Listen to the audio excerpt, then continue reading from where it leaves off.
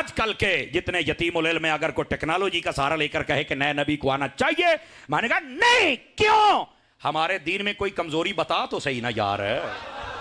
हमारे दीन में किसी किस्म की कोई कमजोरी नहीं है। और ये जो मैंने आपके सामने आयत करीमा पढ़ी थी, फरमा अल यौमा अकमलतु लकुम दीनकुम व अतममतु अलैकुम निअमती व रदीतु लकुमुल इस्लाम दीना।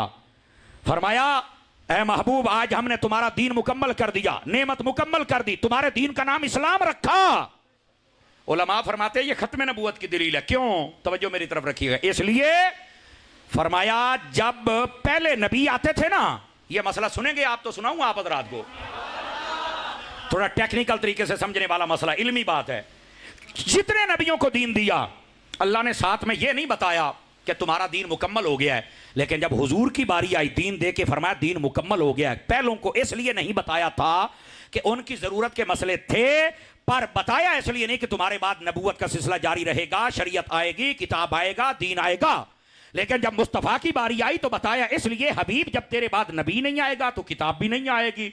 हमने इसको पूरा इसलिए किया है क़यामत तक के लिए कोई एड़ियां रगड़ता रहे लेकिन दीन इस्लाम से बाहर नहीं जा सकता। हर मसला या कुरान में मिल जाएगा या तेरे फरमान में मिल जाएगा।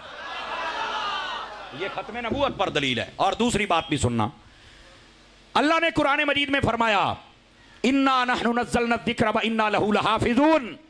फरमाया कुरान को नाज़िल भी हमने किया है और इसकी हिफाजत भी हम ही करेंगे। आपको पता ये आयत भी खत्म नबूवत पर दलील है। जाग के बैठो, थोड़ा सा जाग के बैठो, मसला समझा।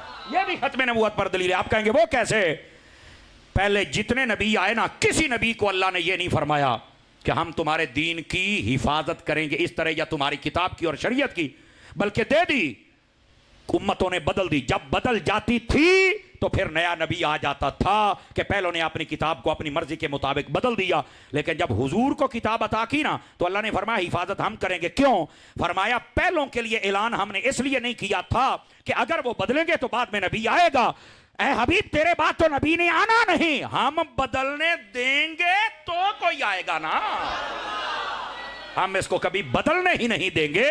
तो ये जो किताब कुरान आज तक असली हालत में है और क़यामत तक रहेगा। ये आका करीम अलैहिस्सलाम की खत्म नबूवत पर दलील है। ये दो दलीलें हैं। पहली बात कि अल्लाह ने खुद कहा दीन पूरा हो गया, पहले किसी नबी को नहीं कहा। हमारे नबी को इसलिए कहा कि इनके बाद कोई और दीन आ सकता, जब दीन नहीं आ सकता तो कोई नया नबी आ सकता। यह पहली बात। दूसरी बात, अल्लाह ने हिफाजत खुद की। क्यों? फरमाया जब तब्दीली होती है तो नबी आता है, हम होने नहीं देंगे, क्योंकि मुस्तफ़ा के बाद किसी ने आना ही नहीं है। अब तीसरी बात भी सुनिएगा।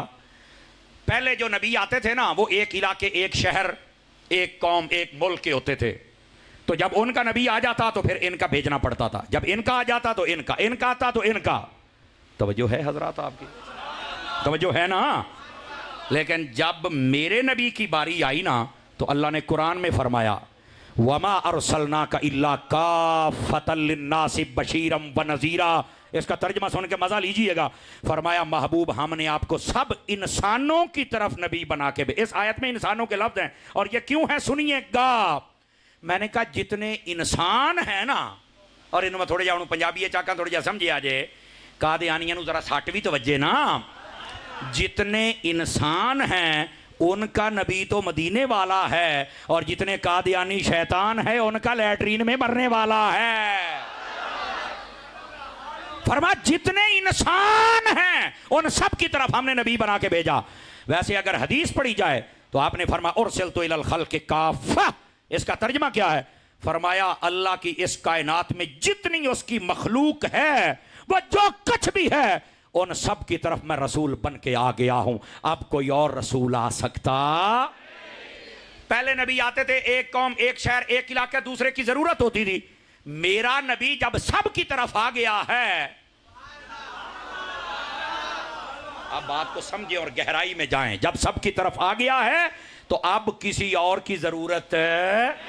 जब मेरे नबी सब की तरफ हैं तो जो हुजूर की सल्तनत से निकलेगा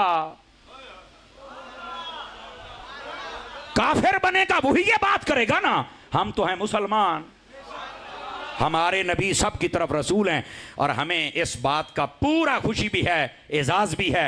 हमने अगरचे रसूल को नहीं देखा, इस जुमले दी चस ले लिया जे आ जावे तो, अगरचे दुनिया में नहीं देखा लेकिन कब्र में जाएंगे तो मुस्तफ़ा जलवे दिखाएंगे ना। हबीब ने वहां पर आना है मेरे भाई, समझ आ रही है आप हजरात को?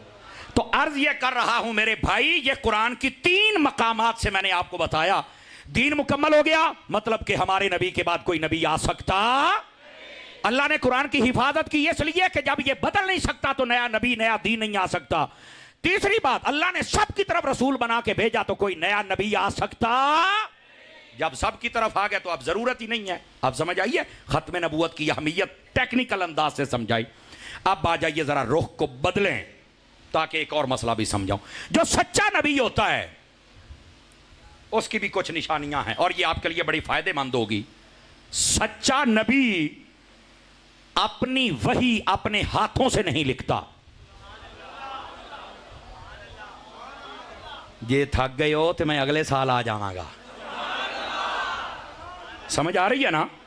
बदियो जमान साहब दे नाल मेरी अच्छी दुआ सलाम है, टाइम वेला होवे सही तो मैं दे दिंदा हुन्ना, नहीं हुणे थक गए ने, चलिए फिर सही किसी ते बोलो ना, कई तो इंज बैठे अमानता जिमें को खयानत ना हो जाए, सुभान अल्लाह कहना ना, बोलो